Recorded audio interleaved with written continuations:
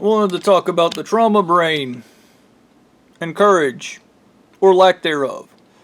Uh, there is an unfortunate, really sad thing in media where trauma or PTSD is just something you magically overcome. I'm thinking Iron Man 3, he has PTSD, and then he doesn't have PTSD. Okay? It's not realistic, it's not logical, it doesn't work that way. And this is about trauma and love, by the way. Uh, if you watch my last video, I go on a wonderful rant about these pieces of shit people, because they're pieces of shit. But we're not gonna ramble, we're not wasting our time on them in this video. When I was in high school, I struggled to ask this girl out named Cassie Deakins. And I had overwhelming emotions and shit. And part of that was ADHD, but the other part was when I was a kid, I was traumatized. I was beaten and molested by a guy.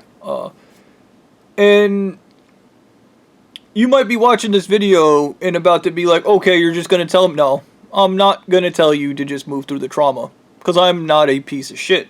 I understand. I get it. I really do. You see, the only thing I could do was write this girl a letter to have her turn me down because I knew I couldn't handle the emotional load neurologically from being abused. And this is what's important. This is why I'm doing this video. Is it's all neurological. Okay? And there is a ridiculous toxic side to trauma and PTSD that comes specifically from Christians, because Christians believe that trauma and PTSD is good for you. They think it's the best thing on the planet. They love messing people up. It's their favorite pastime. But we're gonna rein that in because it's not. It's horrible for you. Trauma ages you. Trauma messes up your mind. Trauma makes it extremely difficult to process your own feelings and emotions.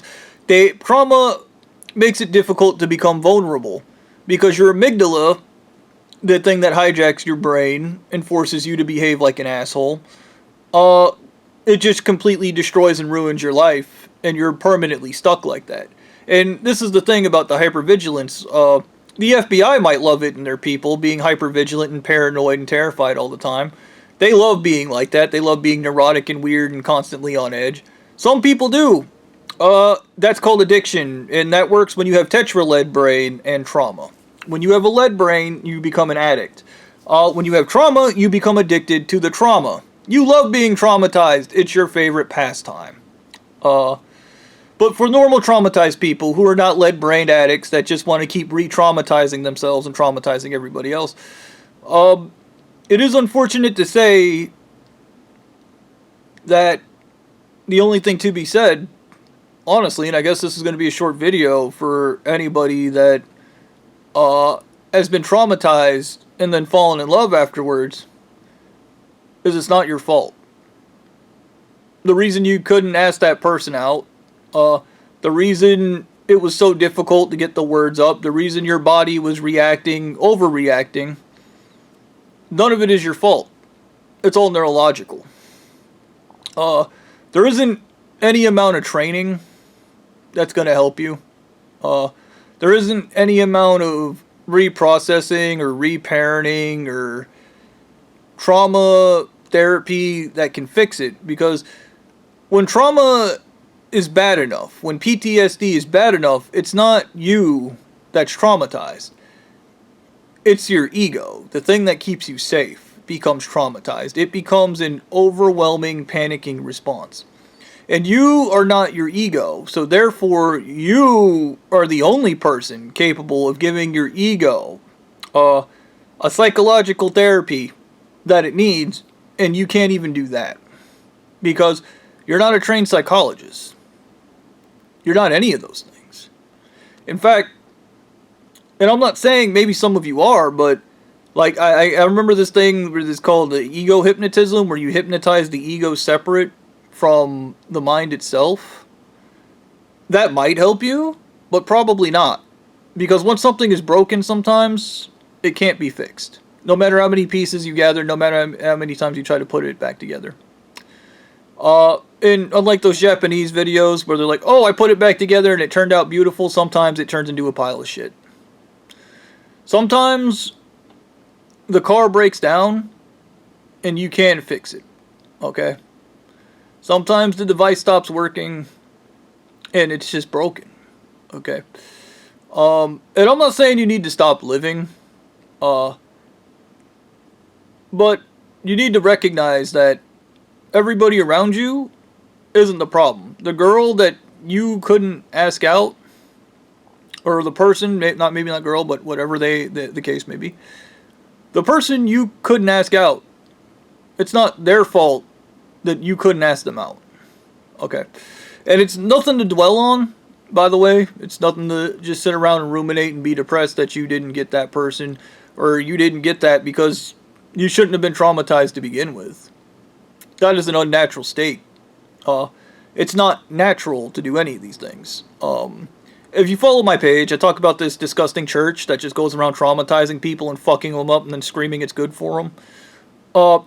And they're hilarious because they talk about the natural order. And the natural order is dirty crackers on top. Dirty crackers that want to rape kids, human traffic, and eat women's brains. They need to be in control of everything because they have no morals.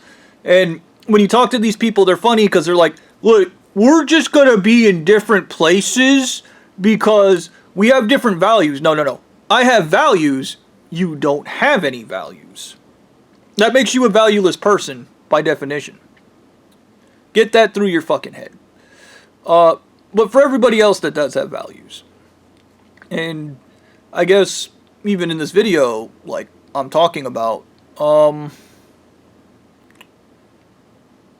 sometimes dreams just don't come true. And maybe, George Miller, when I reported this church as a human trafficking ring, he got his daughter back, and he couldn't believe he got his daughter back. He told me this is the greatest thing that ever happened to him. But then when she got taken away, he told me it was the worst thing that had ever happened, was me giving her back just to have her taken away, and that he wished I had never given her back to him to begin with.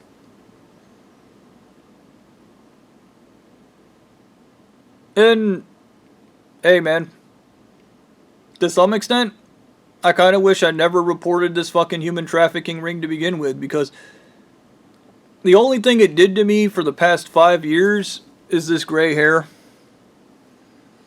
The only thing it did to me was damage me psychologically. It took away my health. It took away my ability to think. I wasted all my money on it.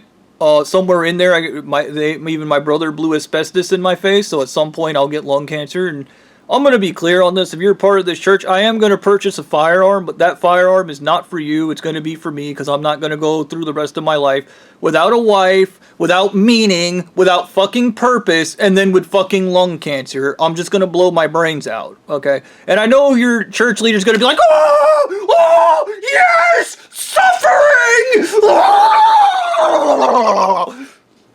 I get it. I really do. And you can tell them you want to suck them off. And tell them you're doing it for me. Just as a dying man's wish. I'd love to see the cinema guys do it, by the way. To each other. Now,